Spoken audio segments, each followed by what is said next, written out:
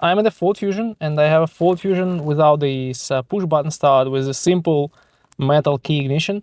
And if you have this type of key, it's quite easy to replace the battery in it.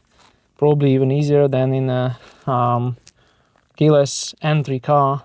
So you will need something like a small screwdriver. I have a little bit here, and in this key you have this cavity here for this screwdriver. So you need to insert your screwdriver or a bead or whatever else you have into this cavity and just twist it a little bit, and so the cover goes off.